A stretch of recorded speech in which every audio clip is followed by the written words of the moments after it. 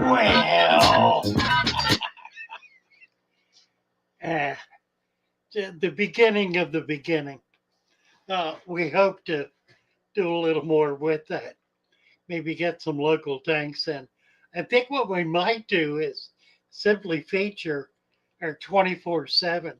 We got about 6 or 7 tanks up now on the 24/7 live channel on the Natural Aquarium. So, anyhow, we'll see. It also plays on Father Fish, so you can get it on either one. EJ is due with us tonight, but I don't think she's going to make it back in time. She is attending an event with her children miles from home. She's not nearby. Let's see. Miles from home. I need to shut this. Not nearby. There we go. So she's just not going to get back in time. I've invited a few people to come up and join me here. They're probably all cowards. They, they don't want to do it. I've noticed I'm usually followed by crickets. If I get on somebody's channel and they invite me on and I make a comment, nobody will have anything to say. I'm just not very conversational with other people, I guess. We got a bit of a crew here. Got 20 folks in already. It's Craig Doniger. Hey, Craig. Fanatical. RGR Nature. Nice to see you. Skitty Nona. Fanaticals. James Green. Well, hello all. Nice to have you all here. Oh dear.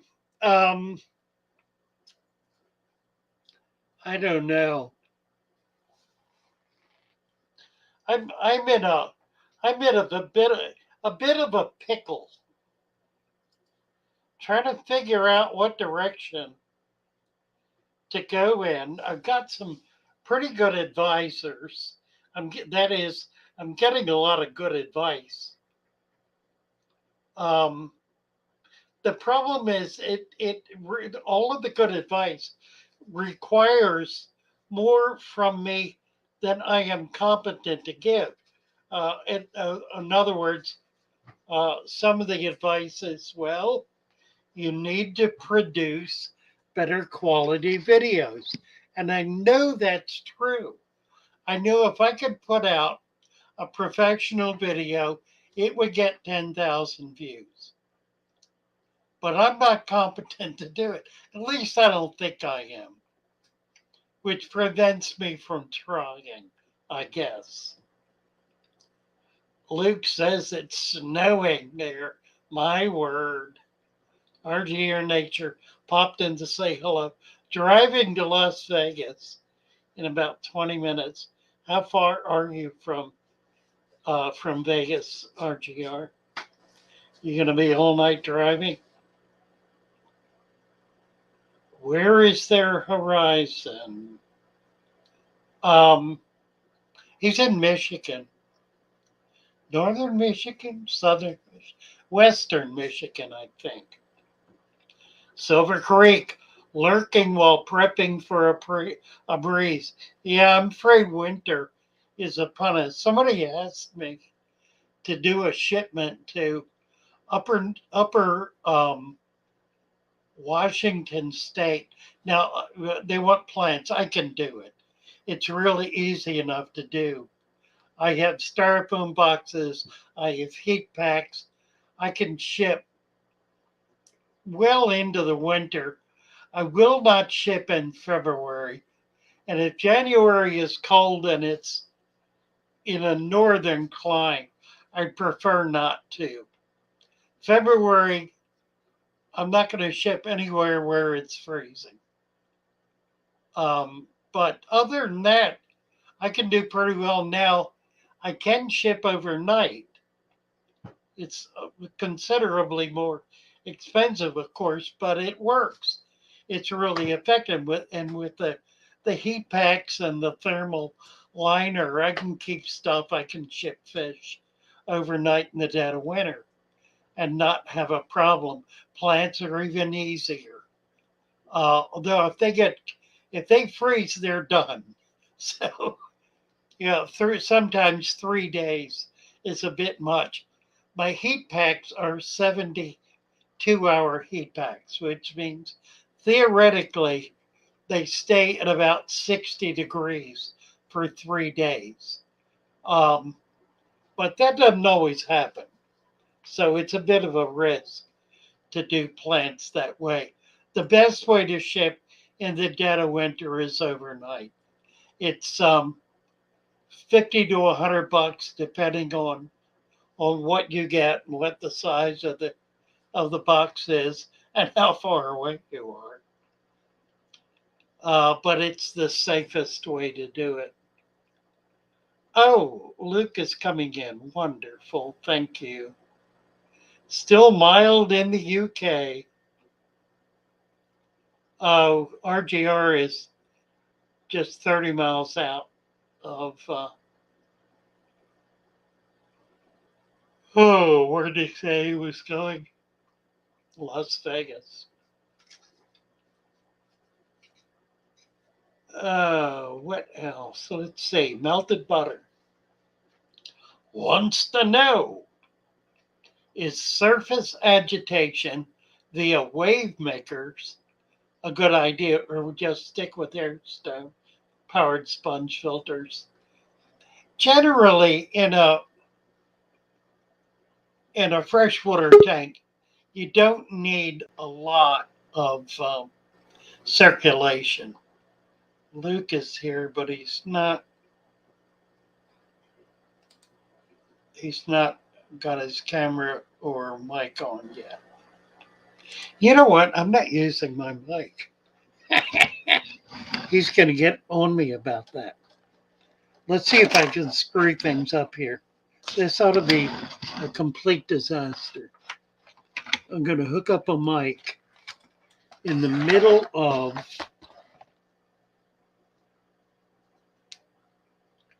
Well, he's here. Maybe he'll help.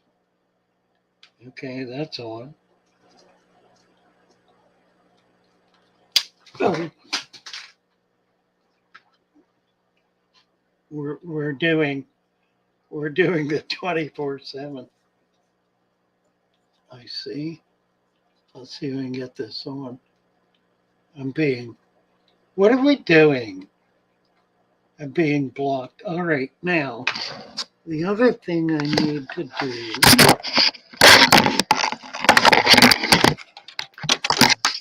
I'm just trying to Fart, get situated here. I was seeing what this looks like. farts and around. Well, I didn't put my mic in, so I'm in process of doing it. You may need to go in and fix the settings. I don't know. Let's see if I turn this on.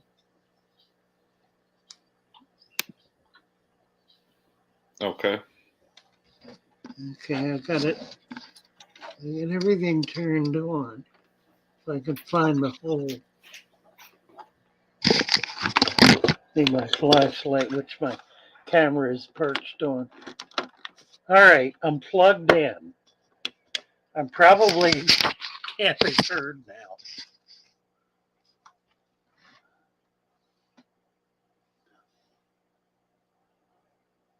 I can't even hear anything.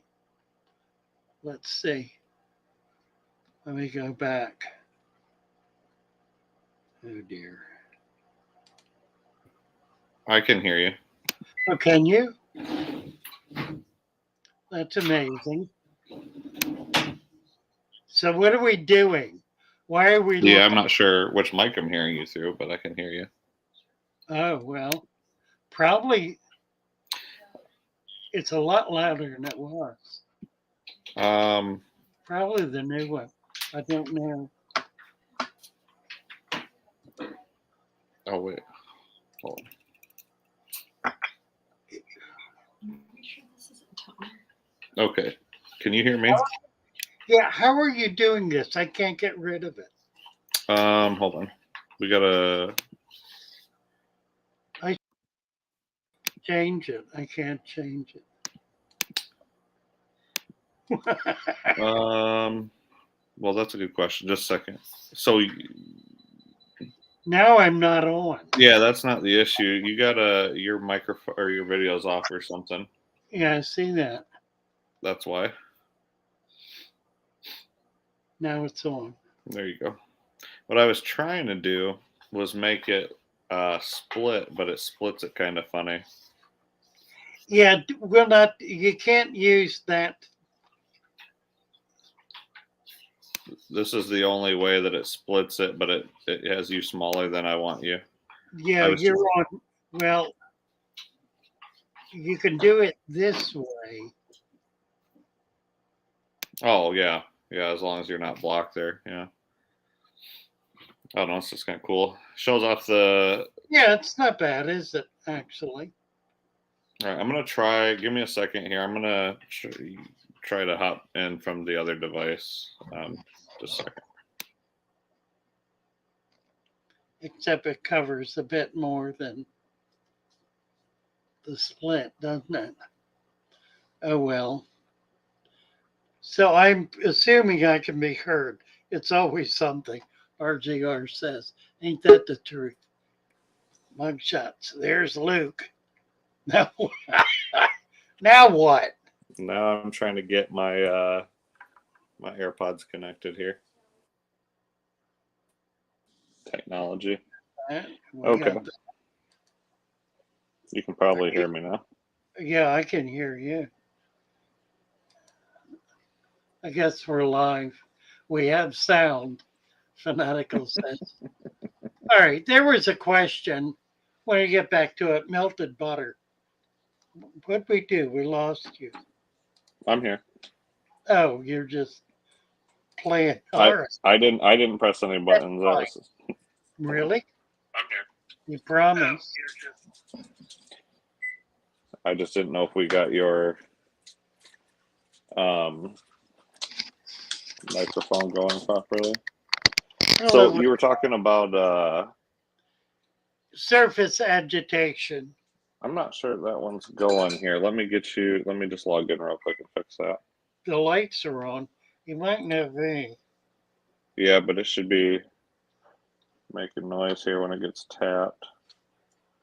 What were you saying about the about shipping stuff and everything? I came in and was grabbing my stuff when you were talking about that. Well, simply that the best way to ship in the dead of winter is overnight.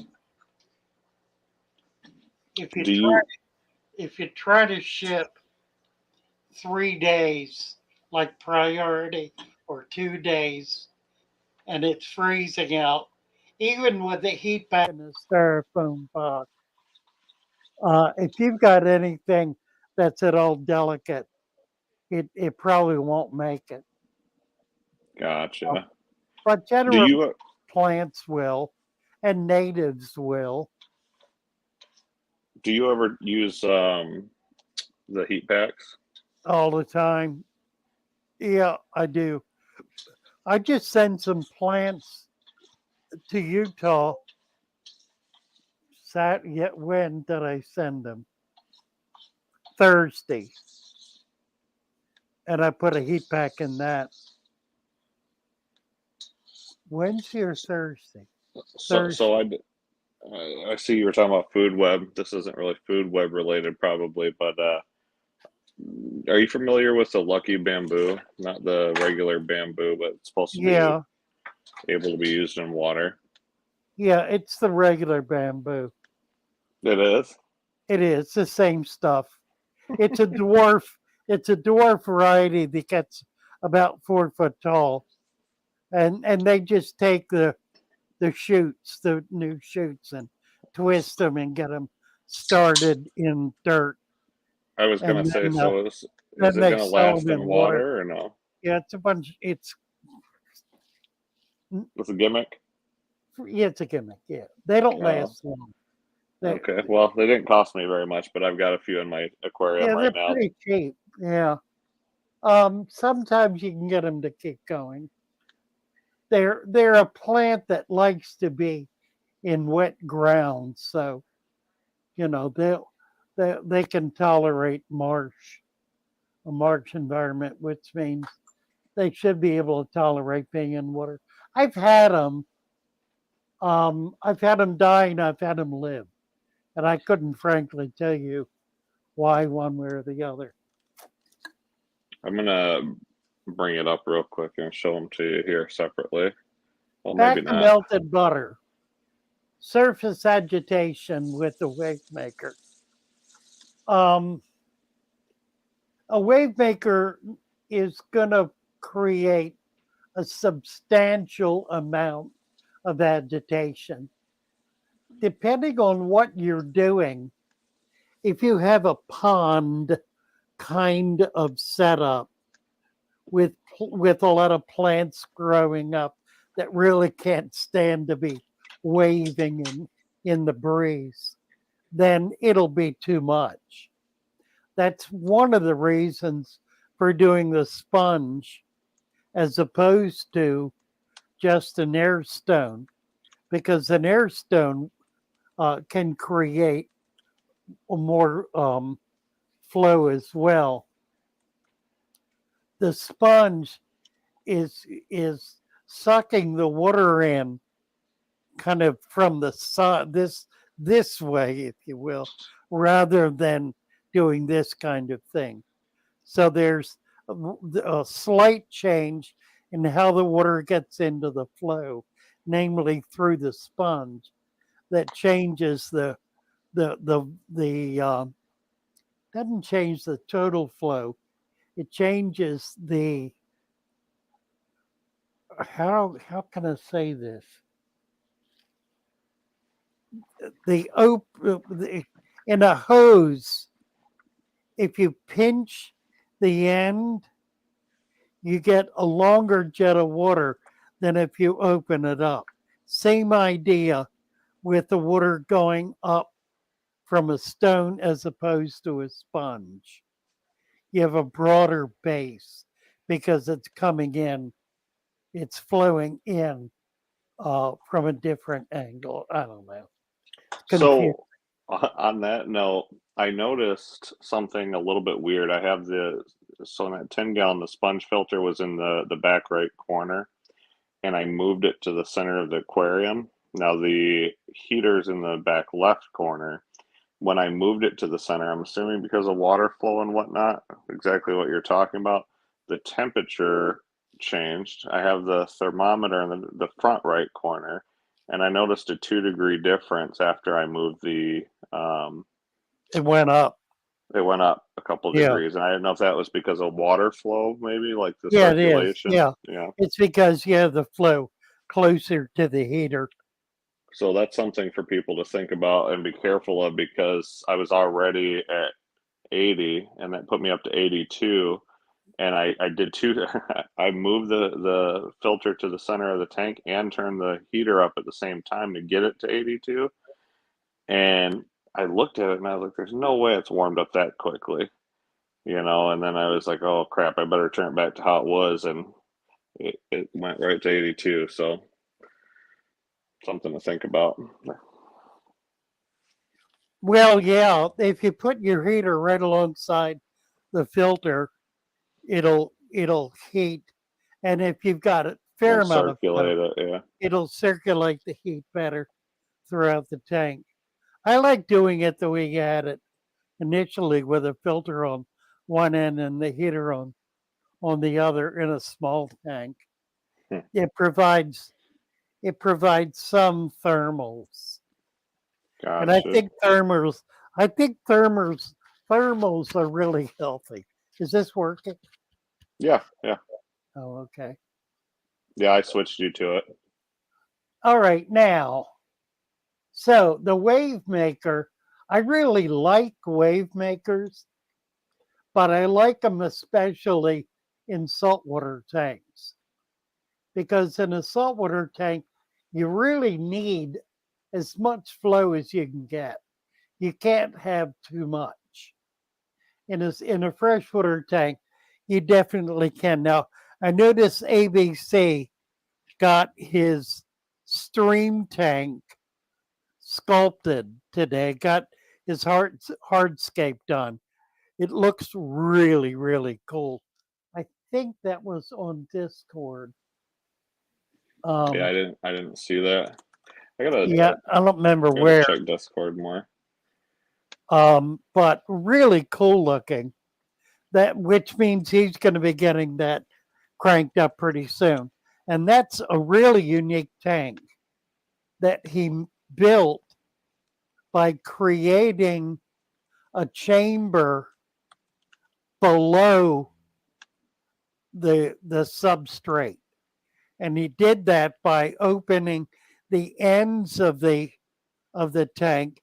He actually built a tank within a tank. So Hmm. he's got a tray that has sides on it, on the two ends, about 2 inches high, set in the tank about 2 inches, that come down to a piece of glass that is cemented into the tank with the ends open. So he's got current then running underneath that glass and coming out the other end. So Hmm. it's cycling through the tank from one end to the other and going back down under the substrate and back up, which is a very effective way to create a, a stream in an aquarium. I thought about doing it with this. I haven't had the heart to break it down. I brought another tank to Maryland with me, just like this, and it Hmm. broke on the way. I mean, broke Oh it no! it just got smashed up. What'd you So do with it the was, substrate? pardon? Like smash? Like you couldn't use the substrate smash? Yeah, it got, well, it was empty. It was a it Oh, was a it was a new tank. They're hard to gotcha. get. You can't. They're not made anymore, so you can only get used ones, and they're just real hard to come by. I had done a lot of trading to get that tank because I wanted to have two of them, but oh well. I lost a half a dozen tanks. Oh Managed no, to save about 10. I brought about 15 tanks. just a Um, few. yeah, I kept it well, right, and I've only got 5 here. So I still have another two bigger ones. I don't know if you can see this, but that's Snow. what it Look at currently that. looks like in our town. Oh, wow. Not on the ground yet. I'm still wet. Yeah. Yeah, lake effect. Okay. So For, this, so one of the things I think your topic is live food forum. So that's one thing that I haven't really explored much yet. But what are your thoughts? Like, I've heard you guys talk about different culturing different things and the what is it, vinegar worms or something, like all sorts of different stuff. what's the easiest if I wanted to get started without much effort to be able to grow something to, live feed the fish? And What is should I it you even want to? live What do you? feed? Yeah, what do you want to feed? Well, that's What? you tell me because right now I don't really feed much. I mean, the salt water No, no. What I fish feed a do you little. want to? What fish do you want to feed? We've got mainly bettas, platies, and a couple Okay, guppies. Nothing. so, Well, and we've got some tetras. so you need something that is like brine shrimp size, adult or big. Even Oh yeah, baby is small big enough. small stuff. Yeah. Um, what you don't need is microworm or vinegar eel. It's much too small. Okay. It's really microscopic. Not that they won't eat it, they will, but you won't get the enjoyment out of really watching them eat it. So, Gotcha. scuds, brine shrimp, you can do brine shrimp. They're a bit of a hassle because you've got to keep up with it. Well, and we already had some in a little half gallon or 1 gallon. I'm not sure what it was, and it was a hassle.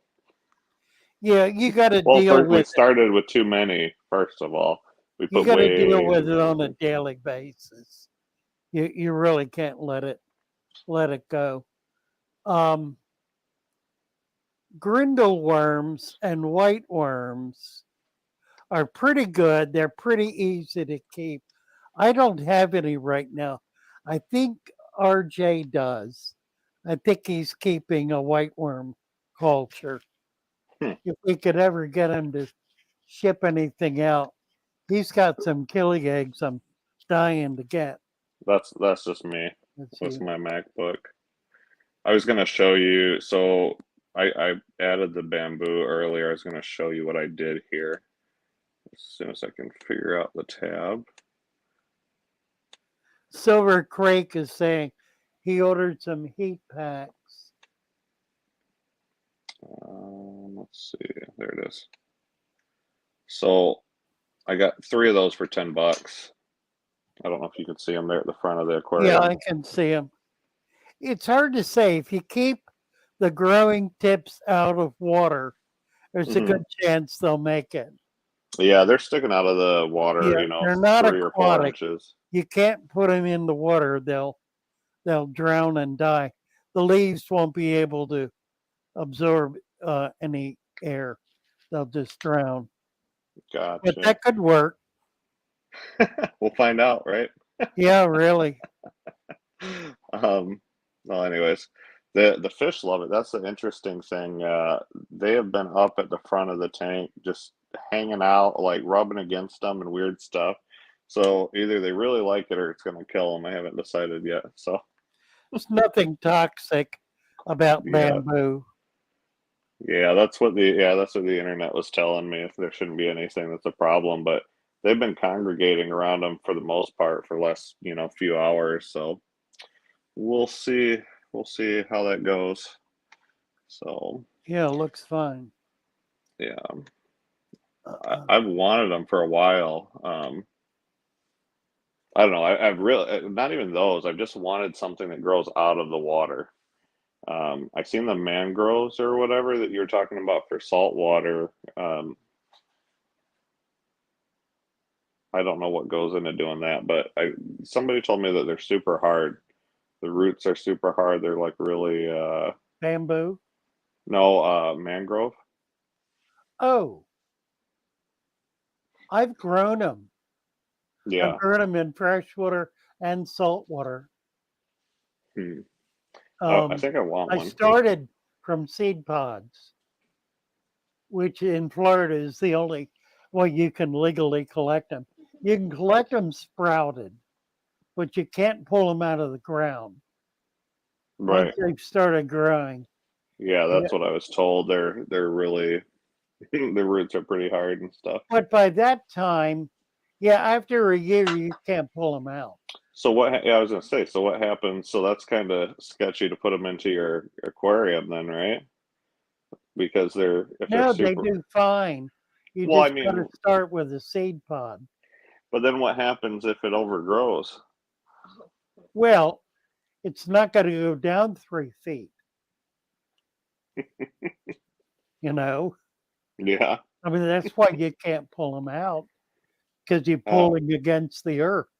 Rohan says, Rohan says, how long did your MW culture last? I don't know what that is. I have microworm. Okay. I had one that lasted a year. Now, it's not a regular microworm culture. That is, it's not done. I did a video on this. Um, you start with a quart cup, like a carryout, Chinese carryout quart cup. I went to a Chinese carryout and I bought a quart of rice, cooked rice. I've heard this story. Okay. That's funny. And I brought it home, let it cool off, sprinkled yeast on top, very thin layer of yeast, and put a starticulture of microworm on it. Within 2 days, I had microworms coming up the side. I harvested them. I I had was a gonna say, lid. was that because of the rice or was that because of what you put in the rice? Well, they eat yeast. Yeah. So you have to get what yeast does is it's a bacteria that breaks down whatever the stuff is that's growing on. In this case, growing on rice. But that's what they eat. They eat that converted. Uh, So the micro worms, then what do you do with them? Like, how big are they? Like, what do we? they're kind of microscopic. So I how mean, do you they're feed pretty them? small. How do you feed Just them to the just fish? dump them in the water. Like, Like you can use a small paintbrush or your finger and wipe around the edge. They come up the sides. They don't go down in it. They only gotcha. live right on the surface. Oh, okay. So it's easy to transfer them out. So you can even use a teaspoon and like, kind of scrape them out and Gotcha. dump that. That makes sense. I wondered if you use like a pipette or what do you do? Because that was my other thing about the live food stuff. I So, like using a small paintbrush, like a half an inch paintbrush.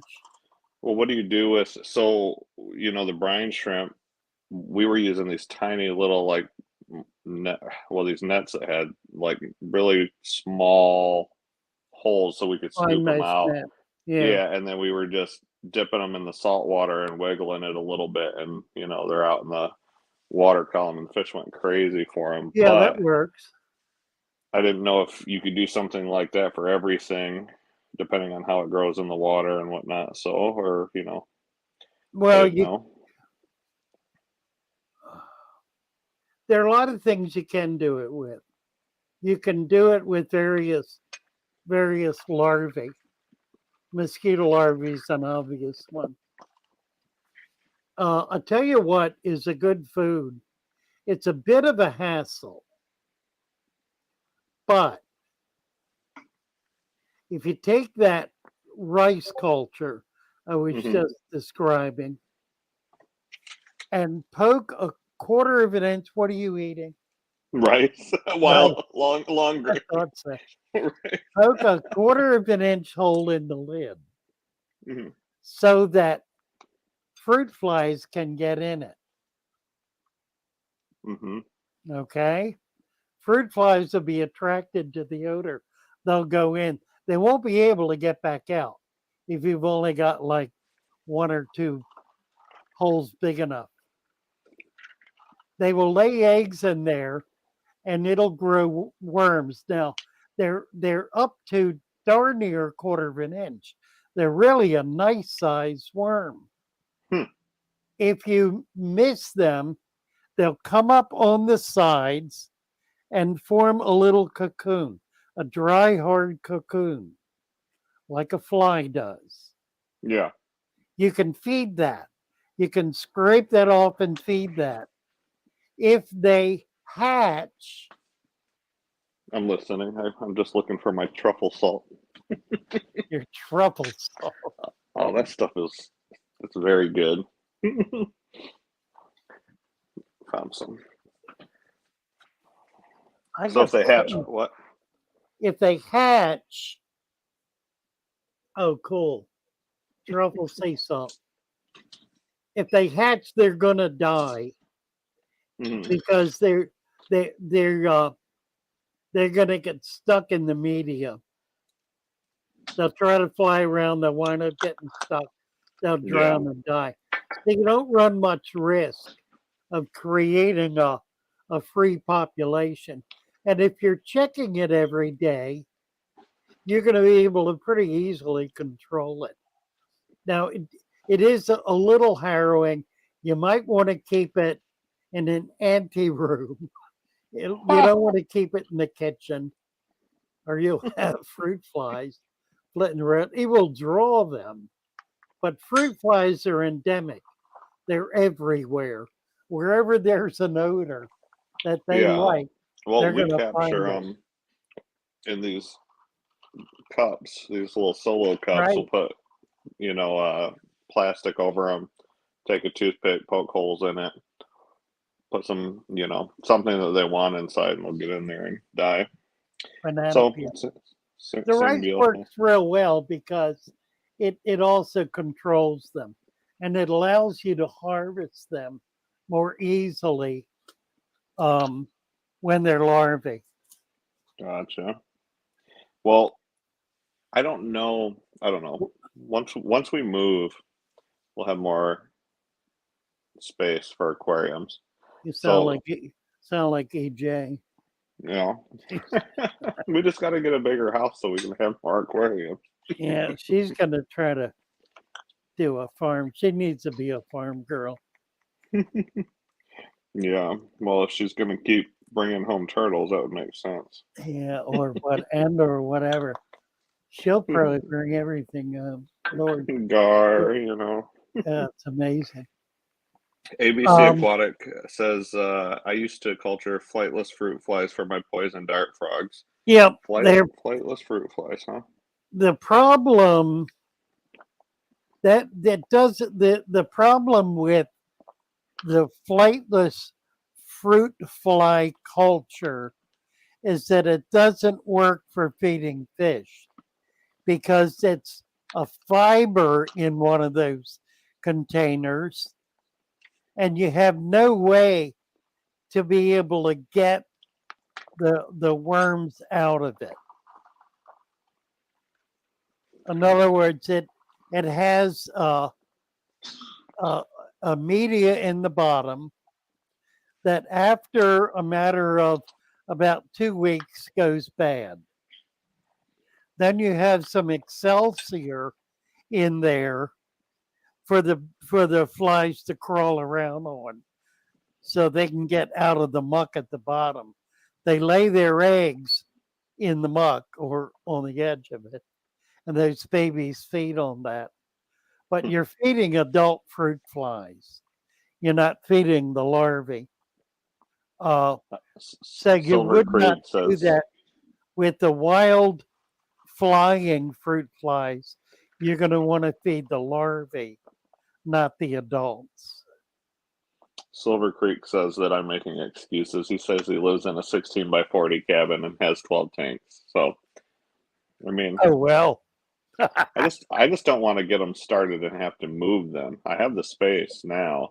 I just don't want to move them to the new location. That's too much. I'm not Free. even sure how I'm going to move my salt water because it's got a ridiculous amount of live rock in it for that size. I'm Put thinking it in the about put it in a bucket. you Just know take the live right out. Put it it's in the gonna be bucket so with hard to water in do it. because the opening of my aquarium is only like this big. So what I'm thinking about doing is draining most of the water. Tell me if this is a stupid idea. It's on a stand already that It's a it 10 gallon tank, right? I think it's 13 and a half, something like that for the salt Okay. water. And it's on like a pedestal. So it's got like a 2-inch reveal all the way around. So I was thinking boards, like get some wood basically and some straps and have two people and lift it from each side kind of thing. The other ones are getting drained, but that one I'm going to just drain most of the water out, I think, and leave the rock because if I go to take the rock out, I'm going to smash it. I know I'm going to. It'll happen. Well, the rock can stay dry for hours. And if you take the water out and then cover the tank with saran wrap, you'll be holding the moisture in. Oh, And that'll keep it going longer. my concern wasn't that. My concern is the opening's so small. When I put a lot of those rocks in there, I had to turn them a little bit as they went through the opening. So to pull them back out, I'm going to have to manipulate them without dropping any of them and smashing I anything. see. Yeah. So, I'm trying to calculate how many pounds of live rock I've got in there, and I didn't weigh it, and I should have. I may weigh a piece of it at the store I bought it from and kind of try to guesstimate how much is in there It's because probably not as much as you think. it's probably It's like probably 40 about pounds. 25. Probably 25. Okay. And that's not too bad. If I take the water, the majority of the water out, it should be fine. Kenny, Hey, what's going How's it on? going, guys? Not how too are bad. How are you? you? Not Was too you bad. looking at? Did you hear me comment on your scape? I did not. I saw what you posted. It looks Yep. very cool. Thank you. I can show you So right Yeah. now. I was gonna say I didn't get to see it Yeah, because let's I'm not take sure a where it's look. at in Discord. So Let's see here. He killed himself. He'll be back.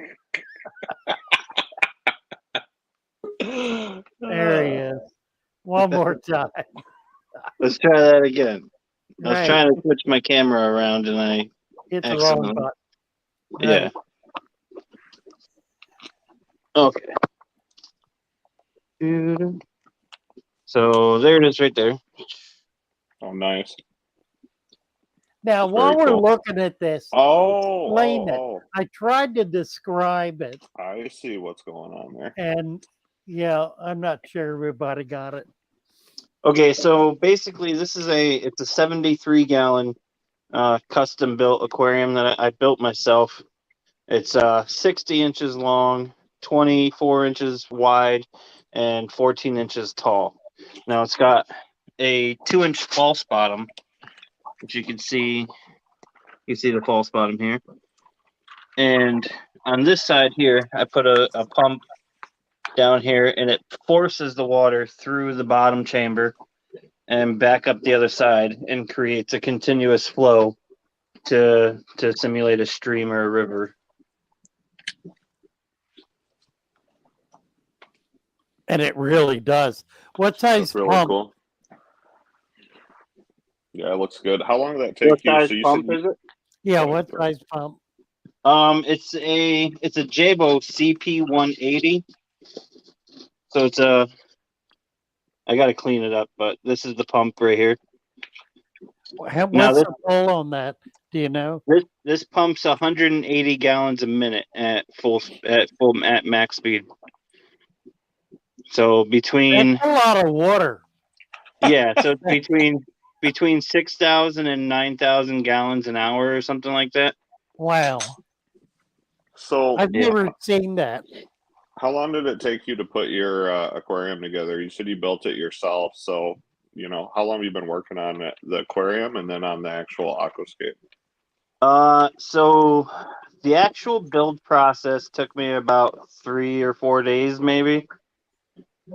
And then, I built this tank over almost a year and a half ago. And I had it set up for a year and a half upstairs. It was in my sunroom. So it was like it was running off of natural sunlight and stuff rather than having lights on it. Mm-hmm.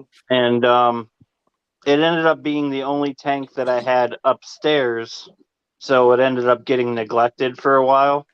So I decided to break it all down and move it down into my fish room. And it's been down here for about 2 months, and I haven't set it back up yet. And but How did it? the You, aquascape itself took me about 2 hours, 2.5 hours. Looks really good. it looks really good. So when you said you had it upstairs in the sun in the natural light, other than the Yep. fact that you neglected it, how did the aquarium do being in the sun, like having full sun like that? Oh, it did wonderful. I mean, I had Vallisneria in here, so this back area right here used to have a planted substrate, and also right here was all planted substrate. But so I planted a bunch of Vallisneria americana in there, and I mean it grew so well that I was trimming it every couple days, and then it got to the point where it was too thick and was actually blocking a lot of the flow. Yeah. But it did great up until I started neglecting it and hadn't cleaned the canister filter for 6 months, and then I started getting a bunch of blackbeard algae and a bunch of cyanobacteria in it and stuff. What And kind then of fish did you have in it? so I keep North American native fish. So I had rainbow shiners, rainbow darters, mountain red-bellied dace in it, and central stone rollers. No, I don't So, know but anything about that, so that's all father fishes. so when I but the saw thing it is, running.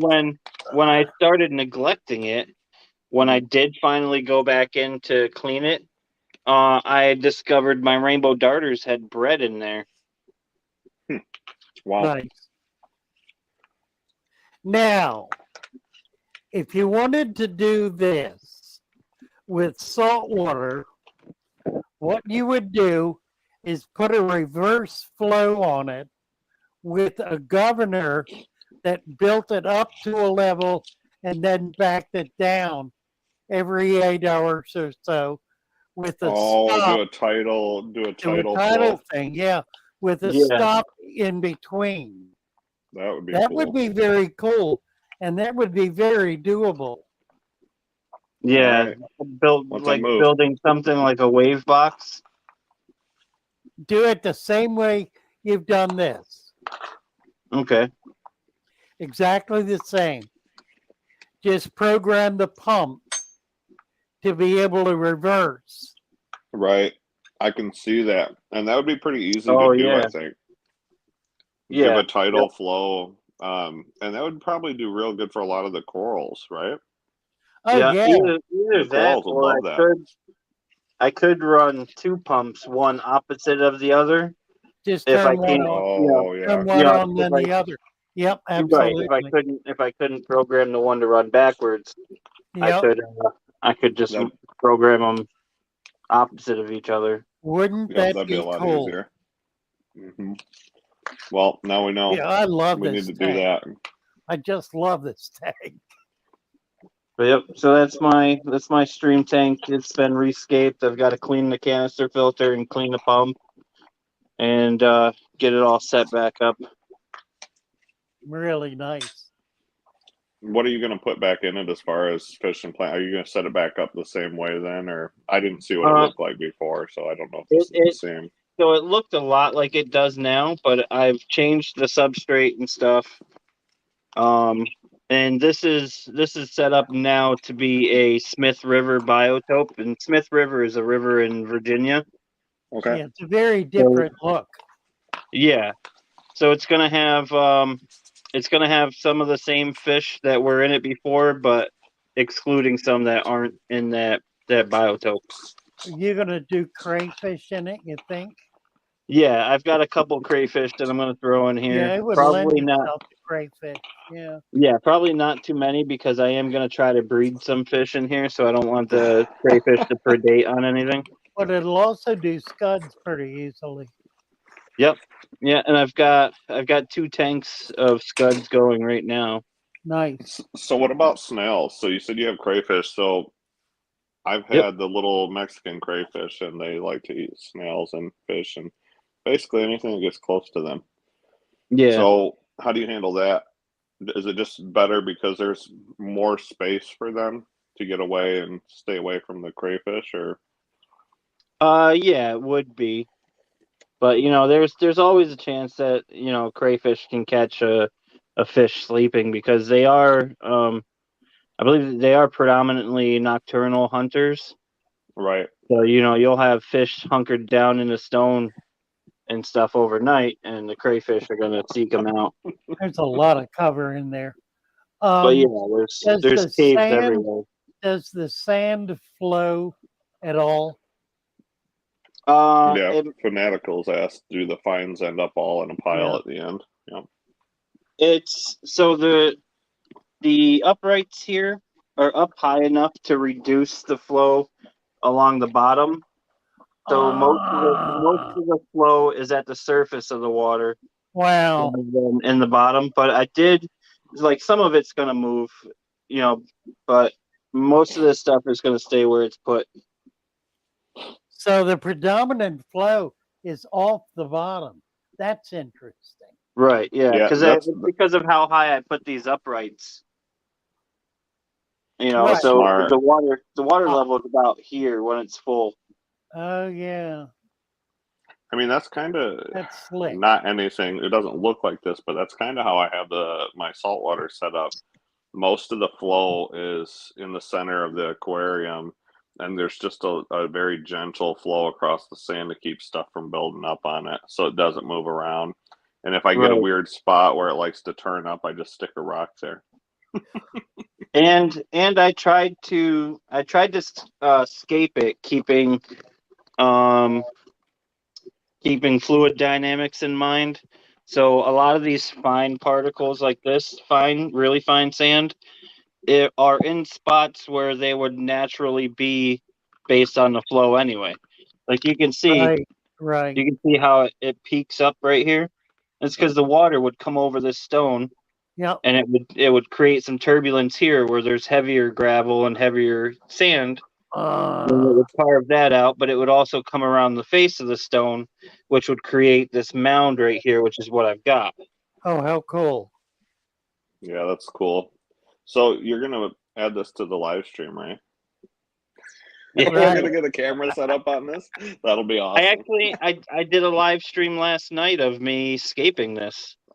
No, our 24-hour live stream of the aquariums. I don't know if you've seen that, but we have Oh one yeah, that, Yep. yeah, has aquariums rotating through it all the time. Yeah, so we need to get you on there. that'd be awesome. Yeah, I can do that as long as it's good. It takes me a little while to get things going. Just I've got a lot going on in life with kids and job and everything. Yeah, But no, it's no rush. But when you do get it set up, if you want, hit me up on Discord, and we'll try to get you. I'll send you over the stuff you need to put it on our live stream, and we put you in the rotation. That'd be cool, especially since we don't have anybody really doing like a river tank. So that's going to be higher flow. It's going to be cool. It's going to be really cool. Yeah, Kenny does have other tanks. Why don't you give us a quick walkthrough while we got you? Don't mind my mess. Like I said, I've always got shit going on, but so this a brief look around of my. I'm assuming that's a basement. Yes. Okay. So these are all 5-gallon tanks on the bar back there. Nice. The one on the right has least killifish and bluefin killies, and the one in the middle has a trio of Elosoma evergladi or Everglade sunfish. Nice. And then do you have something in the far left one, or is that just a tank that's? No, I'm in the process of setting up, but I got to clear out this gravel and stuff, and I'm gonna set that up too. Gotcha. I didn't know if you had like something in there, like hermit crabs or something. You're doing dirted substrate and all these, are you? Yeah. Yep. Yeah. These are dirted tanks with a sand cap. How long have you been keeping aquariums? about 20, 22, 23 years. How long have you been doing dirted substrate? About 5, 6 years. Would you go back? No, I mean I do set up tanks without dirted substrate Yeah, sometimes if I'm doing like no plants or if they're breeder tanks or something like that. But for the most part, I try to set up biotopes for North American natives. Yeah, that's really cool. Nice. How long is that aquarium? Those two there, how long have they been going roughly? So this one here has been going for about 2 years almost. And it's got a sponge filter in it now, Mm-hmm. and it's always had a sponge filter, but for about 6 or 7 months, the sponge filter wasn't working. Then it was So it fine. was just, oh I yeah, got a it was few doing, tanks like it that. did great on its own. Mm-hmm. It wasn't working up until I put it on this shelf and cleaned the sponge filter out and everything else. Nice. And this one has been going for about 2 weeks now, probably. And you can see the sponge filter's not working. Do you feed it all? I do, but very, very little. A lot of Very these tanks minimally, I've seeded most of these tanks with scuds and snails and Nice. like other cyclopsy and stuff like that and Daphnia. So live food. Yeah, yep. I need to do that. That's one thing that So I'm missing there's is those. And then here's another tank I just built. This is a 25 gallon long. So it was basically it was a 50 gallon with a broken panel on the side. Oh, that's right. And I took it all apart and cut the panels in half horizontally and then put it back together. So it's 48 by 12 by 9 inches. Nice. That's cool. What are you gonna do in that one, or do you know yet? This is going to be a shallow salt marsh for my Oh, for my cool. mummichogs and sheepshead minnows. Oh, That's cool. nice. So that Somewhat Have Fanaticals you had- asks, do you have keep you anything had- with your killifish? Have you had sheep's head? yes, I have some now. Oh, okay. What was the question? Fanaticals asks, do you keep anything with your killifish? Do I keep anything with them? Yeah. So that 1 5 gallon that I have there has least killies and bluefin killies in it, but there's also snails and scuds in the tank. And then he Then also asks, will you brace it? I'm not sure if he's referring to no. that aquarium. I'm not gonna. It's only 9 inches tall. It's not gonna put enough pressure on it to blow that glass out Gotcha. at that height. So I'm not worried about it. There must be a chart or some math behind that, right? I'm assuming. Oh, yeah. Yeah. Thickness of glass, material, adhesive used, something along those lines. Yeah, so you can look up the strength of plate glass based on thickness and size and stuff and see how much pounds per square inch it can withstand before it's going to bow or break. Then Right, you can and base pressure. stuff off by that. Yeah, pressure based on height and width. Yeah. What's So in this this is a aquarium? 180 gallon. This is a 180 gallon Lake Champlain biotope. So it's got pumpkin seed sunfish, bluefin or bluegills, a northern sunfish, Yeah. a rock bass, and then there's also a bowfin in here, but he's always hiding. I swear he's in here though. That's a cool idea. So now that we're discussing, that's a really cool idea. Because we have crappie here, we have northern pike, we have bluegill, largemouth bass, all sorts of cool looking things that would look Yeah, good you in an do. aquarium. There's also a random We have bobber float. perch, just to keep them on their toes. Yeah, so the pumpkin seed here is a big guy. He plays with it, but it's in there because my son threw it in there. But so that's the 180. I've got another 180 that's going to go on this stand right here next to it.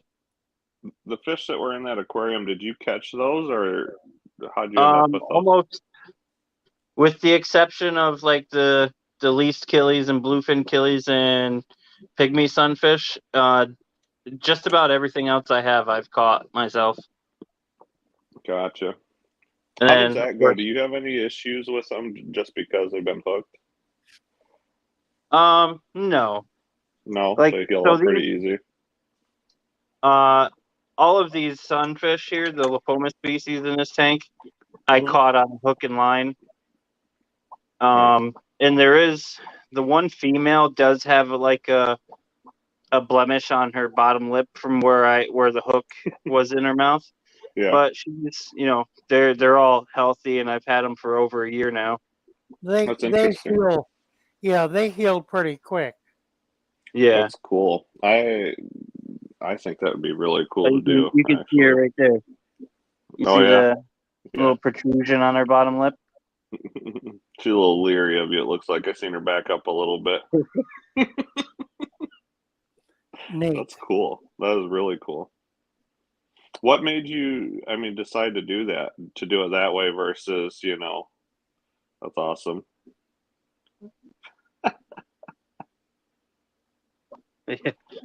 What was the question? What made you decide to do that, to put these tanks together this way? Just so, I have a love for nature in general, as most of us probably do. But my overall goal really with my YouTube channel and me in the hobby is to kind of promote habitat preservation and conservation and show people like some of the beautiful natives that we have and that you could potentially catch in your own backyard. And this is why we should be taking care of these habitats and stuff. Right.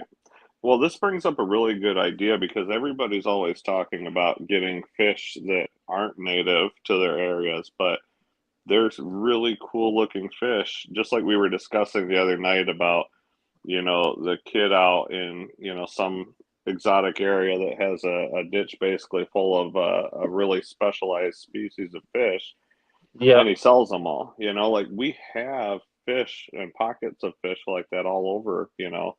We don't Oh think yeah. to grab them and to do that, and they're plentiful and they look really cool. The color on them is really nice. I mean, The Yeah. sunfish is one of the prettiest fish in the of all the fish. Yeah, some of our North American natives will rival any of the tropical fish you see in the hobby. so I was laughing because Moonboot said, "Is that a real human skeleton?" Right. You don't see that. That was a visitor. That was a blooper. Notice it's headless. Yeah.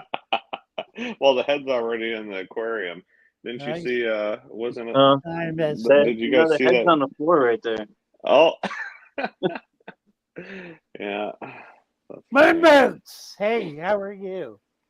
No, I was Good to see I was you. up on a live stream for Halloween, and Okay. instead of me sitting in front of my tank, when I jumped on panel, it was the skeleton sitting in front of my tank, Oh, and I like it. I like talked it. for like the first 30 minutes of the live stream from behind the camera while you were just looking at the skeleton. That's Nice. awesome. Ah, We But can yeah, we can so these- also, if you set up a camera that you use for the live stream for our rotation, we can also kick the main part of that back to your stream, just your camera. So if you have a Okay. channel that you wanted to live stream your aquarium the whole time, we could just backfeed it to you. So just so you know. So these are all fish that I'm working on breeding right now. They're all North American natives and stuff, and some of them are in grow out. But these are Piedmont shiners. They're really cool. They're from Virginia. I have some of them. Mountain shiners. Yeah. These are saffron shiners, and then there's a couple crescent shiners mixed in there. That's cool. So how do you catch those? You catch them with a net somehow, or you get them? Yeah, seam nets or dip nets. I've caught all these guys. These are mountain red awesome. belly dace. That's cool. I really like the idea. I think you got me convinced now. That's going to be my next freshwater setup is something local. Natives, yeah. Yep, Yeah. natives. I like So that here's idea a lot. my mama chogs. How does that work? So obviously, the fish I'm talking about all get relatively large, and I always heard people say, "Oh, they don't outgrow your aquarium," and blah blah blah. But how's that really going to work? So the reason people say they won't outgrow your aquarium is because they'll likely die from stress before they reach their maximum size. Either that or they'll get severely stunted and have like a twisted back or something in there.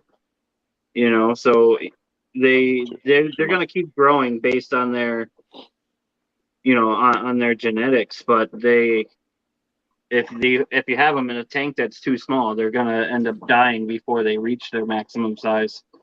Gotcha. Right. So I need one really big tank. Fish like the sunfish or like these little darters, there's a very cool little fish. Yeah. Yeah, Dark one of my there. male rainbow darters. Yeah, that is so pretty. And then there's some log perch in there with him. Right. That's a rainbow darter, is what it's called. Yeah, That is a really cool he gets fish. a lot more colorful when he's breeding, but that's his normal colors. Where's he from? So this guy I caught locally, but they're mainly in the like Lake Michigan drainage area and stuff. Okay. I've never seen those though. That's Pretty interesting big. that they're native to here. But yeah, this guy I actually caught local to me, and he's about, I don't know, I'd say probably 250 miles east of his natural range. Huh. So So I'm looking at a map that shows it. Yeah, it says that they're super native this whole area for me. yeah, And I've never seen them before. But I guess you know what you got to do is, yeah, this is a juvenile long nose gar. That's cool looking too. Well, now you've got me hooked on this idea. What were you saying about them? You said you got to look what? You gotta take a dip net and go in a random little creek with a high flow and a bunch of rocks, and just put the net in front of you and start walking towards it, kicking over the rocks and stuff. And pull. Yeah, you want the water flowing into the net. Yep. Yeah. And They'll go down. They'll go downstream. yep. That's interesting. And there's And nothing preventing you from doing that, right? walk through the creek and shuffle your feet through the rocks and stuff, and pull up the net, and I guarantee you'll catch a few of them if they're native to your area. That's cool. How big do those get? Do you know? With these guys or the rainbow darters? The rainbow darters. They get about 3.5 to 4 inches. That's not too bad. That gar, I'm assuming, is going to get quite large. Oh yeah, yeah. That's cool. I've never seen one with those color markings on it though. All the ones I've seen are pretty dull. Yeah, he's probably only a couple months old. He's a baby. Yeah, and he's about 4.5 inches right now. That's interesting. I've caught them as babies. These are rainbow shiner fry. Look at that. Rainbow shiner, juvenile rainbow shiners. Nice. You got me Googling everything here because I'm just like, okay. You gotta Google rainbow shiners? Yeah. Yeah, this is such a cool fish room. Yeah, if you can screen share a picture. I just lost my 2 females, so I've only got 2 males left for my breeding group, and you can't really see their colors in here, but they're super colorful. Yeah, I can't. Yeah, they're pull it up super easy right this second, but that's really cool too. So yeah, that's my. See, what am I doing going to Petco buying diseased fish? I should have some stuff. Yeah, you just gotta hit me up, you know. Yeah, and these are the genetics have to be much better because they're not inbred 10,000 times. Yeah, these are actually F1s because all of my rainbow shiners that I had were wild caught. So these are first generation tank bred. Nice. And then really cool. This is a juvenile chain pickerel. Wait, so are you saying you'd That's send a me stunning the? fish. Are you saying you'd send me some of the? What's that first one we talked about? I gotta leave The, these rain, tabs The open. rainbow. the rainbow shiners. No, the other one, the one that was on the bottom. Oh, the rainbow Uh, darter. Darter, yeah. Yeah. You have more of those or no? I do. I don't know if you could see them because the tank's kind of algae covered, but I've got some juveniles in here. That's interesting. Well, I'll have to hit you up because I would definitely like a couple. Yeah, I gotta clean the glass on this tank. I don't clean it Very because cool. there's all kinds of microfauna living in the algae that the juveniles feed off of. Right. So I don't bother cleaning the glass. That's very cool. But What were you telling us before I distracted you? Sorry. I don't remember. You were showing that. Yeah, what's in this aquarium? Chain pickerel. Well, let me see if I can entice them to come forward. That's one of my favorite natives. Let me put this down for a second.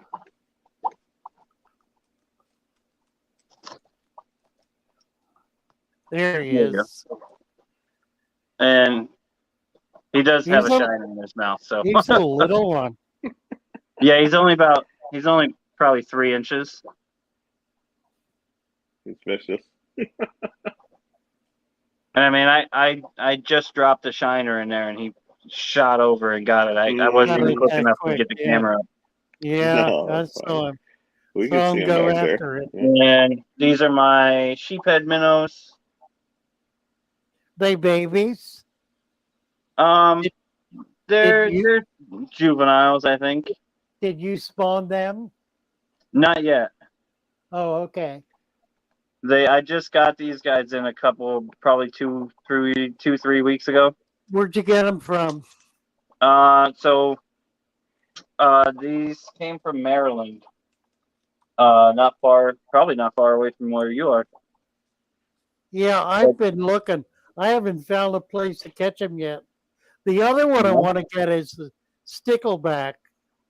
Oh yeah, I would love to get some sticklebacks. They come from the same place these do. Yep. That's very cool. I got them in They're being Florida. treated right now for ick and stuff. Nice. Golden top minnows. That's a pretty fish. Mm-hmm. Yeah.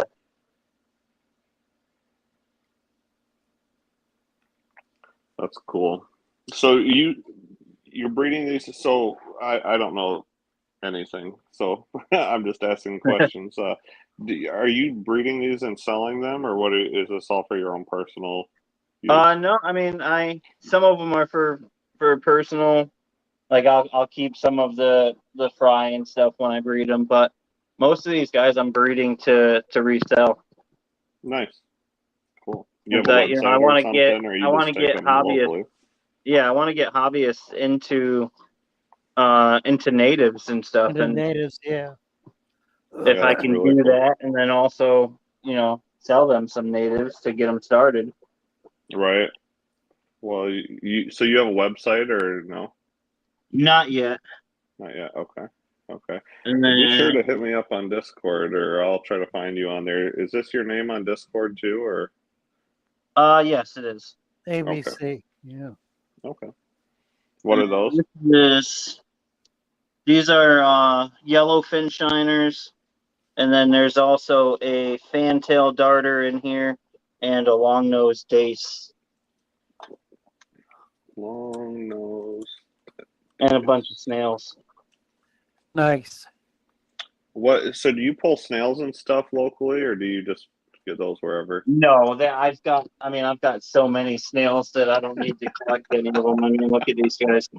Yeah. I pull them out of random tanks and throw them in here with the darters and the log perches, and they'll eat them. And I'll throw them in with the sunfish, and they'll eat them. Yeah, that's cool. So what about? Okay, so I'm just going through all of your stuff here. So what about the wood? How do you handle the wood? Because Father Fish has talked about you want it basically to be seasoned wood or to Yep. that effect in water, So how do you handle that situation? So when I go collecting for wood, I only collect wood that looks like it's been in the water for a while. It doesn't look, I don't collect anything that looks fresh or anything that looks rotten. So you are Um, pulling them all from the local streams, rivers, whatever. You're pulling it out then. Oh yeah, every That's piece of awesome. hardscape I have in any of my tanks was collected locally, including the substrates. What about Father Fish? Do you have any opinion on like petrified wood? And when I say petrified, not completely, but so we have a lot of stuff that washes up in the storms in Lake Michigan, especially Yeah. this time of year. Yep. Is that okay to use, do you think? Oh yeah, Oh, absolutely. absolutely. Yeah. Because I thought about going down and just dragging a log off and cutting it up, and it Well, happens every big storm. some of that deep water wood has not deteriorated, so it can be hundreds of years old, which is Right. what I thought you were referring to. But once you get it up and out, it'll begin to deteriorate. So yeah, but it's perfect. It's perfect in a tank. Yep. Yeah. Yeah. Well, most of it, yeah, you can tell. I mean, so in November we always get real bad storms, and on the southeast side of the lake, all that stuff blows right to us. So there's always stuff that washes up, and it's rather large stuff. I mean, anything from a few feet to half a tree, or Yeah. something, lumber of some sort that has been Like ended my up in the lake. Yeah. like my 5-foot log that's in my 6-foot tank. Yeah. Right, Yeah. right. That's You know? awesome. Silver, you just got a convert with Silver Creek. He's just gotten so excited seeing all these tanks. Look at this piece of drift. Like all this crap is in the way, but That's gorgeous. this That is is Yeah. and I mean you can wow. see how big it is. That is That's amazing. awesome. Can you imagine, and you go to a local store and they try to sell Yeah, you it's a like little piece it's of crap for $100? $150 piece of driftwood Oh I got yeah, for you free. bet. Yeah. I've sold pieces like that for 150. And then crazy stuff like this. Our Yeah, local store sells pieces like that for about $150. yeah, right, right. Look at this Nice. one. I That's love it. awesome. That's a root, Hmm. Yeah, but that's so cool. That's isn't it? Yeah. yeah, that's perfect for an aquarium. The roots are so neat. Smaller pieces. It's awesome. Yeah. But yeah, every piece of driftwood, hardscape, rocks, substrates, sands, every different sand that I use, everything was collected locally. Nice. This is a slate and shale based sand, so it's dark gray. Oh wow. Very cool. So what do you do about soil? So if you do dirted aquariums, are you pulling? How do you handle that situation as far as the dirt and the sand? Are you pulling the sand locally? Are you pulling the dirt locally? Or are you just buying bag stuff? How are you handling it? So the actual dirted substrate, I pretty much make myself with I do add like humic matter from that I'll pull from streams or creeks, Mhm. but the rest of it is I use a mixture of white peat, dolomite, lime, cocoa core, and some other stuff, worm castings. And this is So the father fish formula. I was gonna yeah, say that's exactly what it Nice. sounds like. That's a lot of peat. I like it. That's nice. That's cool. yeah, and then there's also there's topsoil, organic topsoil mixed in here. Right. Yeah, Gorgeous. So yeah, that's awesome. And see, you just have to plan a little bit. Right. I'm not good at that part of the aquarium thing. Yep. Because it'd be nice to have a tub of, soil there to be able to mess with and use and not have to worry about it. So that's a tour of my fish room that I've got so far. Very cool. Thank you, Kenny. Yep. Yeah, Thank you. It's always a joy. It's very cool. It's cool. We were talking, I don't know how often you watch, but we were talking before. One of the reasons that we put that 24/7 live stream together was because a lot of people have their aquariums like you do. You've got an entire, more than some people live in, square footage wise, full of aquariums. And, I think you never know how many people actually get to see it. So, yeah, I think this my is- my basement's probably 900 square feet. yeah, that's awesome. And so it's cool to be able to show them off. So, I don't know. We just want to encourage people to show off their aquariums instead of just keeping them to themselves. You get to learn new things, just like I just, learned a whole bunch about what you're doing with your aquariums and gave me ideas for what I want to do. So that's interesting. So Yeah, thank do you. get a camera put together, Kenny. We'd love to be able to feature Yeah, we're just some of your using tanks. old I've got phones and stuff. 3 old cell phones that all run off of Wi-Fi that I can set up. When I first bred my rainbow shiners, I actually set up one of the cell phones and started live streaming it so I could keep an eye on them while I ran to the store Yeah. Nice. to get stuff Right. that I needed.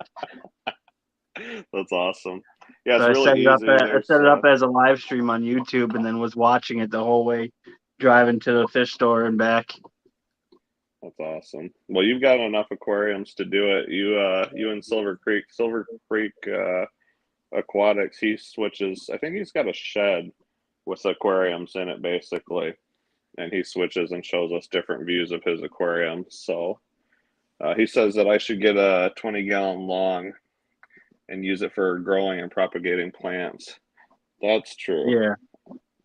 That's true. It would be cool to not have to buy plants. But Father Fish has plants, and he has them relatively inexpensive. I do like the idea of local stuff. So the plants you're putting in, are you grabbing those locally as well, or no? Oh yeah. So everything. So you're doing the complete everything you put in. You're trying to do. Yeah, I'm really a fish keeper on a budget, man. Everything in my tanks is collected locally. That's so cool. As much as possible. So I mean, I've got Vallisneria americana in the tank behind me, which when I did put it in there, it was about 6.5 feet long, but it all kind of died back and is starting to regrow again. There's also lily pads in there that like the rhizomes from lilies that I collected from a local lake. Potamogeton robinsi, which is Robin's pondweed, is another plant that I keep. I was going to say, so do you check, because I don't know enough. Father Fish is probably just going to laugh at this question, but do you check to see what the water's like when you pull this stuff so that you know what parameters they like? Oh yeah. Or do you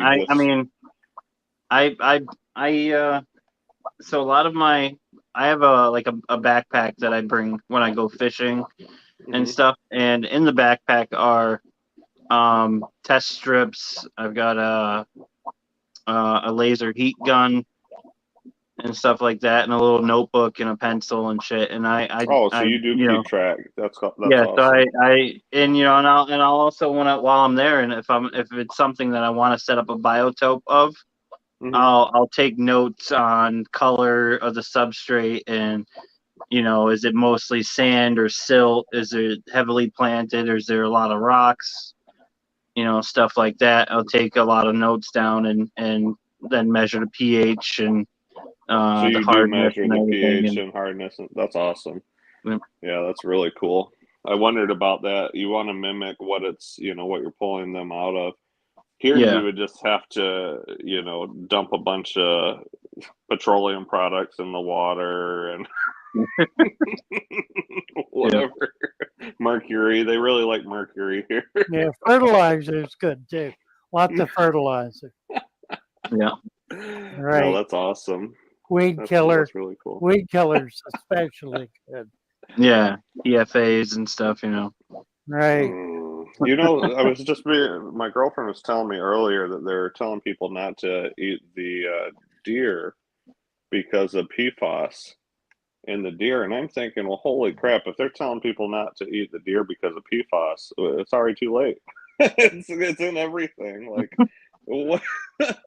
You might as well just forget about it and eat the deer. Oh yeah. Yeah, that's crazy. So, well, that's really cool. I'm excited. So, you don't have any saltwater stuff then? Not anymore. I did. So when I first started in the hobby, I was in freshwater, and I was doing freshwater for about, I'd say probably about 12 years. And then I switched over to saltwater, and I did saltwater for a good 10 years. And then I got out of the hobby completely for about 3 or 4 years. And then I got back into the hobby now. And I've Gotcha. been back in it for about 2 years. What made you get out of it? You just didn't life, or you got Well, burned yeah, out? I mean, just life in general. Like at the peak of my saltwater hobby, right before I got out, I had my own business. I was selling, importing, and selling live corals and saltwater fish, doing setup and maintenance for people. And I Nice. mean, I had a 265 gallon display tank in my living room, and then about 2,000 gallons worth of frag tanks and grow out tanks in one of Wow. the spare bedrooms. You know, so and then I had some like shit happened, and I had to move kind of abruptly in the logistics of trying to move, you know, Which is why I don't want to 2,300 set up gallons worth of anything and stuff. saltwater tanks Yeah, and stuff. yeah, that's An hard. hour away from where I was living was kind of not going to happen. So I Right. ended up selling everything off, and I lost so much money doing that it Right. pushed me out of the hobby for a while. But I And then mean, you so figured, and my then you 265 alone, my 265, I had probably 65 grand invested into that tank alone, holy between the cow. setup and the livestock and everything in it. And I sold that entire setup for $3,200. So Mm. so it Well, was, it's a hobby. yeah. That's how I Well, built my shop. Yeah. Getting those deals.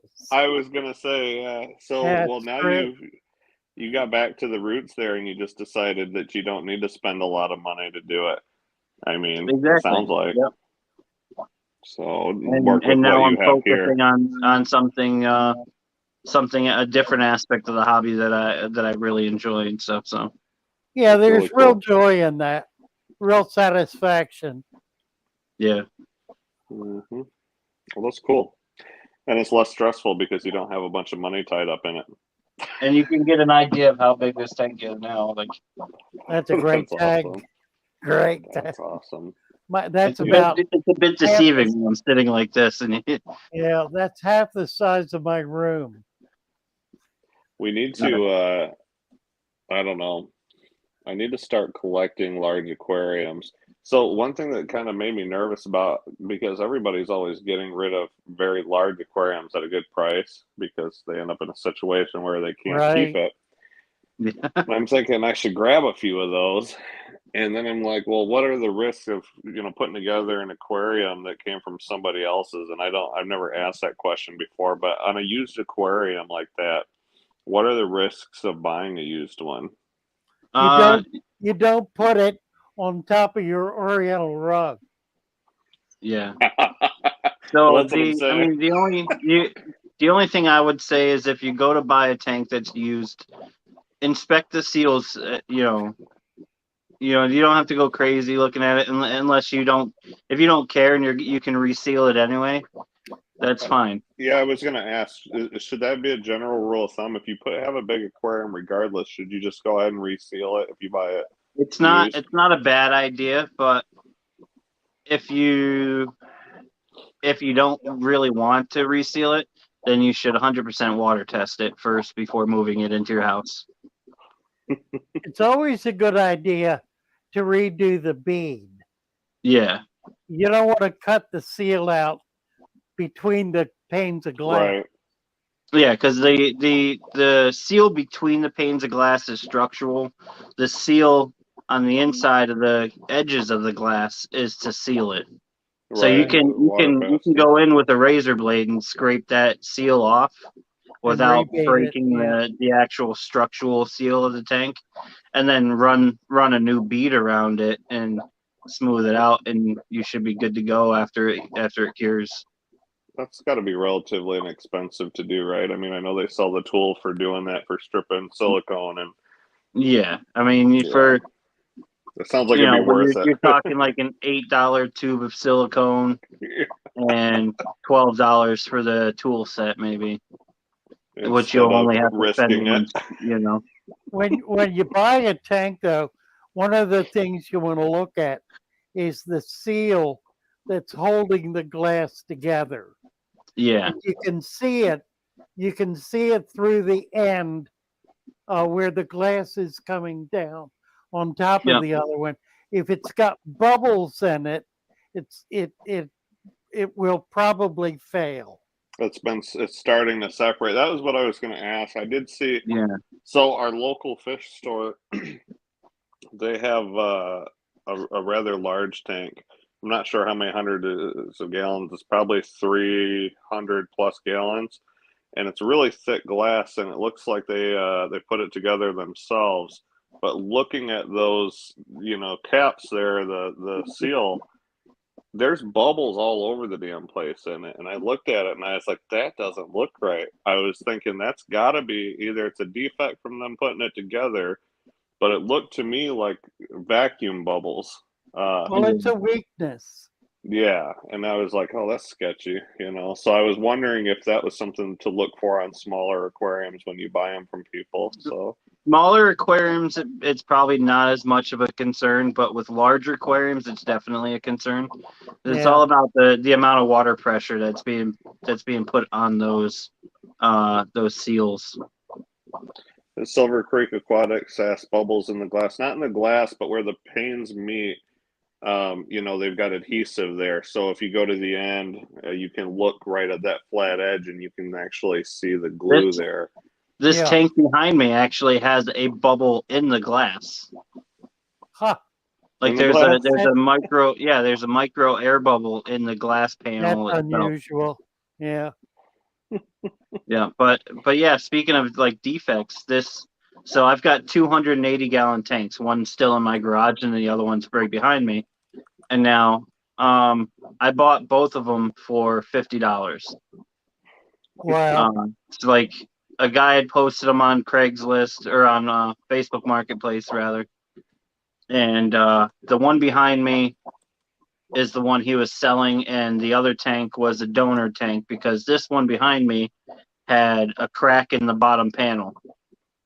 And his original plan was to dissect both of them, and use the donor tank to replace the panel on this tank and then put them all back together.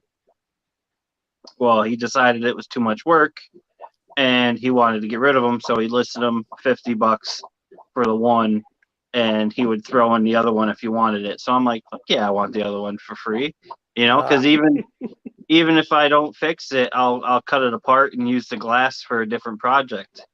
So I went and picked them up, and I'm looking at it. I could see the crack in the bottom panel and stuff. I'm like, all right, cool. So I'll take them both. And my original plan was to replace the bottom panel on this one, but take the side panels out of both of them and smush them together to make a 12-foot long 360 gallon tank. And upon when I started cleaning this one up, because this was a saltwater tank, so I had chlorine algae and stuff on it.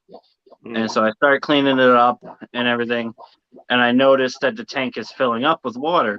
And I'm like, well, so I'm inspecting the crack on the bottom, and I can feel it and stuff. And then I'm like, well, let me see something. So I grab a razor blade and I start running over the crack on the bottom panel with a razor blade, and it starts coming up.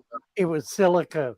Silicone. so- Yeah. I've seen that. It turns Yeah. out what the guy thought was a crack in the bottom was really just a hair thin piece of silicone from when they originally built the tank.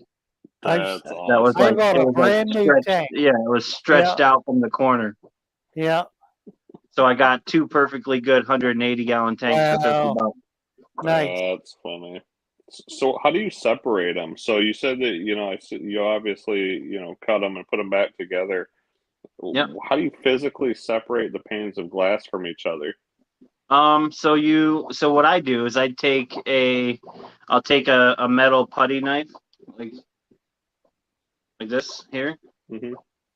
I get not this one specifically, but I'll use a really thin, cheap one. And what you do is you stick it up on the outside of the tank, between the rim and the top glass, and you run it down the rim of the glass and on all 4 sides to break the seal on the frame itself. Yeah. And then once you do that, you do it on the inside too. Sometimes you have to, and then you can usually pull the frame off in one piece if you do it good enough. And then you want to take a razor blade and cut the seals inside the tank, and then use a thin putty knife or a piece of fishing line or something that you can get that's a down good in idea. between the 2 panels of glass, and you just some run it guitar all the way string down or to the something, bottom of yeah. the tank.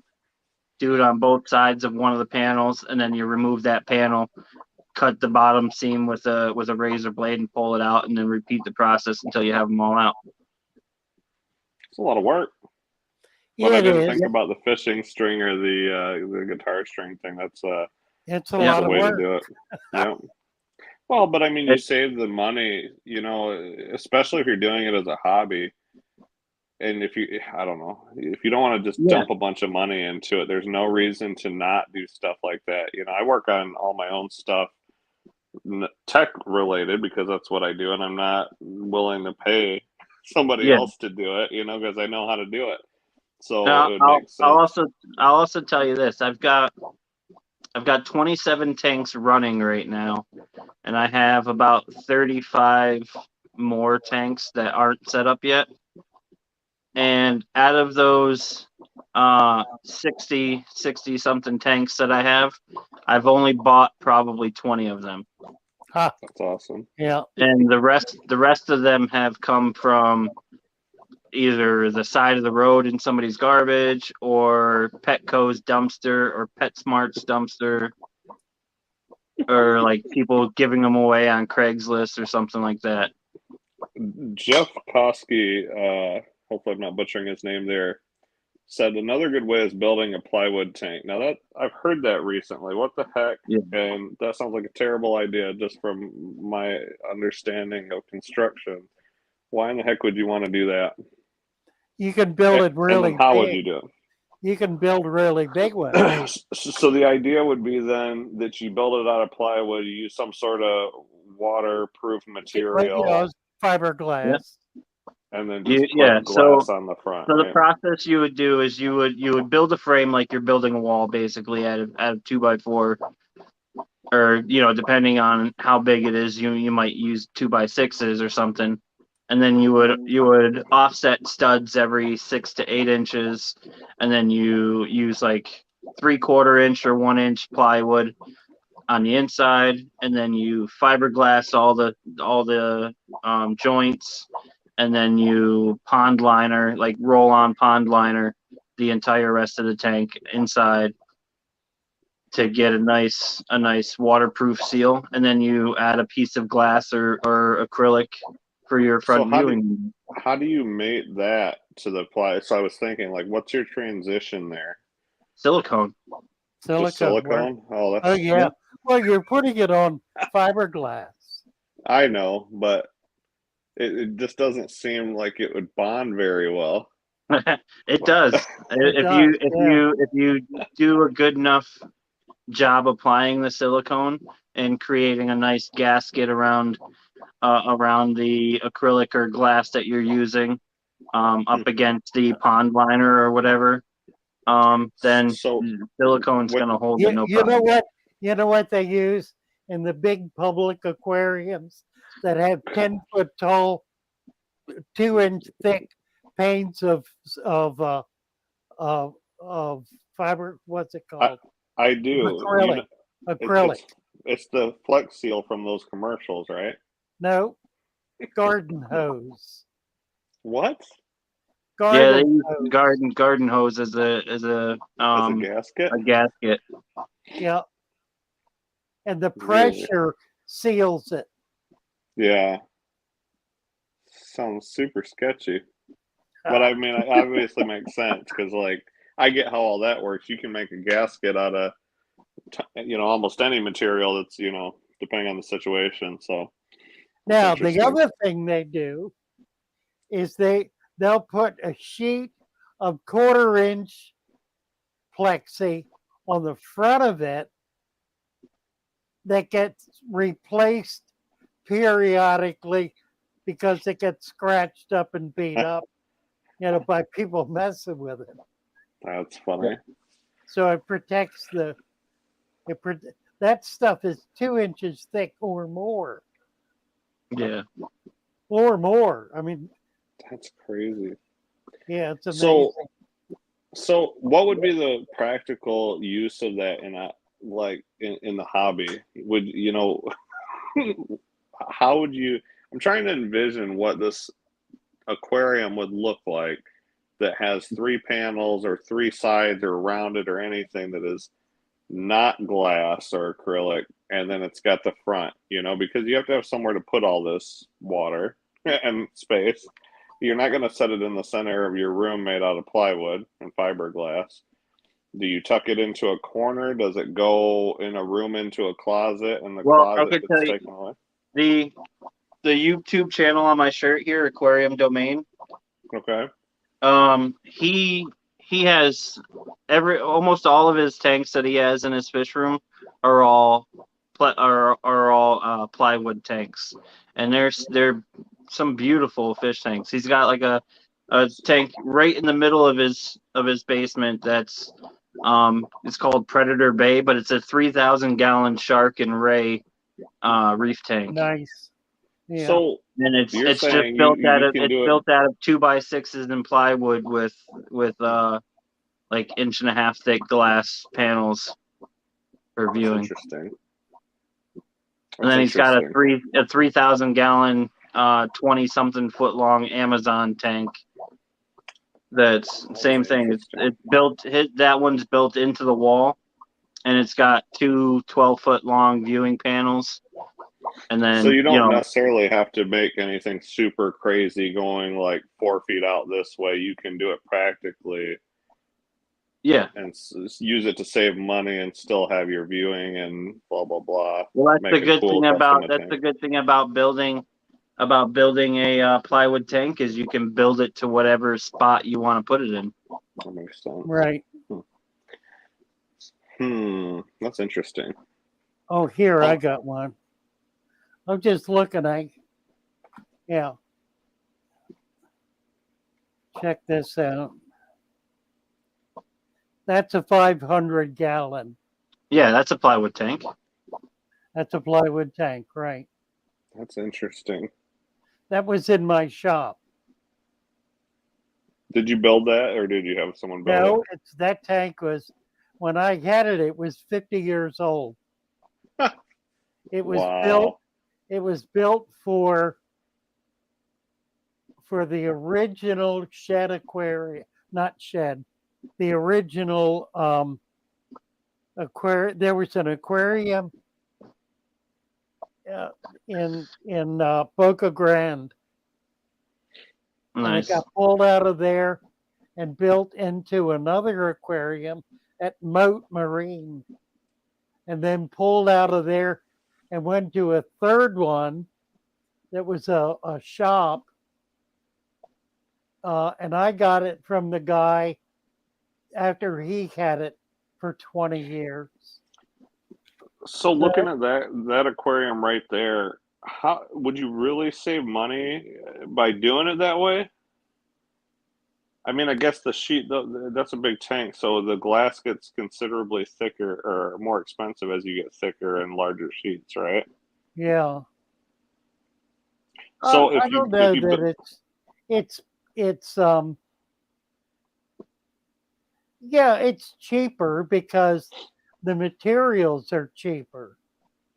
Well, you think of it this way: if you're gonna buy a brand new 500-gallon tank that's that size, you're probably gonna spend 5, 6, 7 grand on just a tank. Upwards Whereas, of 10. Yeah. yeah, and up. But whereas you're gonna spend $600 on materials and then $600 on a panel of glass for the viewing, Right. that and makes sense. you're now Okay. at $1,200 versus eight, Yeah, so 9 grand, somebody whatever. could, yeah, so somebody, even if you don't have a bunch or, yeah, if you're not showing it off to anyone but yourself, $1,500 makes a lot more sense, but 5 or Yeah. 6,000 is pretty extreme for that. Yeah, that's pretty cool. That's interesting. I'm learning all sorts of stuff tonight. Hope everybody else is learning stuff too, because I feel dumb like I should know this. I've heard people mention the plywood, and I'm just like, every part of me is like, that's a bad idea. So, That's, Well, because you're thinking logically, like wood yeah, and water, yeah, that- right. and plywood of all things, I'm thinking like it's just layered, like glued together. It's just paper thin pieces. Well, I guess plywood's not. Plywood's actually cut from. Well, they make boats out of marine plywood. I know, You're right. Yeah, that's just. You're right. Big boats, not I little know they boats. make they make all sort. I mean, not just plywood. They make boats in general out of wood that are really awesome. So And when you think about it, when you say plywood's really just referring to the skin over the tank itself, whereas the rest of the frame is typically built out of 2x4 Yeah, that's or right. 4x4 or 2x6, Yeah, right. this one is depending on 2x4. the size. Yeah. Yeah. All right. So where do we get this? Where are the prints for the fiber or the plywood tanks here? You There's got to be a can website. you can find them a lot of different places online. I know there's a guy recently selling plans for a 300-gallon plywood tank or something, somewhere around that size. But he was selling the plans for like $12 on Yeah, Facebook Marketplace. that's cool. So I'll have to Google around a little it bit. came with a full it was a full build list, and it was a list of all the materials that you're gonna need, and a diagram on how to build it and everything else. And it was like $12. Well, forget building a house. I'm just gonna build a giant fish tank. There you go. Yeah. That's awesome. Gentlemen, it's been fun. Start your engines. Whenever he busts out the fly swatter, I know that's we're calling it. Well, Love it it. was really good talking to you. I'll hit you up on the Discord channel, and Yeah. maybe I can get a couple of those when I get set up here. That'd be Yeah, cool. thanks for coming up, babysitter. I always enjoy having you up, Kenny. Yep. I appreciate you having me up. I enjoy talking to you guys. Yeah, same here. Thanks for showing us stuff that we don't get to see. All the Yeah. hard work you put into it. So that's really cool. Yeah. Ariana says, Luke, I knew a guy who built a house around his tanks. His kitchen walls were an aquarium, and he had one window-sized tank in each bedroom. That's That's awesome. pretty cool. That sounds like something I would do given the opportunity. So let's hope I don't get the opportunity. I had that I walked into, I've got a picture of it somewhere, walked into a guy's house down in Venice. He had just bought a $2 million home on the bay. And he had discovered that there was a fish tank behind the wall. So I went in there and we pulled the wall off. And sure enough, here's this 200-gallon glass fish tank sitting there full of beautiful sculpted corals. So I said, well, what do you want to do? He said, well, we've been talking about it, and I kind of like the idea, but it's too small. It was 200 gallons. It's too. Oh my We gosh. wound up building a 10,000-gallon room tank. We tore out that whole end of the house and built this massive, it was like 15 by 10 and 8 foot, I think 8 foot tall, massive aquarium. Freshwater or saltwater? Did it end up Saltwater, being? saltwater. Yeah, He saltwater. wanted sharks. Full grown just- shark. He had Yeah. built a tech company in California, sold it for $500 million, and was busy trying to figure out how to spend the money. Didn't know anything about sharks or aquariums. He was just Right, like, I want right, this. And right. can we just turn this whole room into an aquarium? I think I want to swim with the sharks. Well, And no not one's heard only from him that, since. I had a friend who had worked in a shop for a while, really loved it, worked on a boat. He worked for a guy who owned a boat that took it to the Bahamas and back and up to New England back, big sailboat.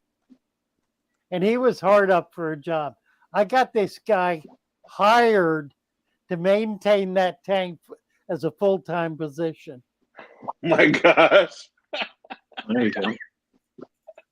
Made his life.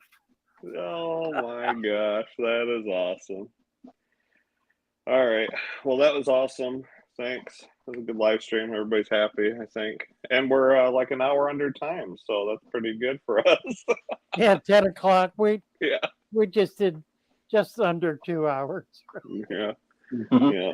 So, Right. all right, guys. I'm out of here. Hey, Have a I'm good good night. for another hour. We can keep going. Yeah. Another time. Another time.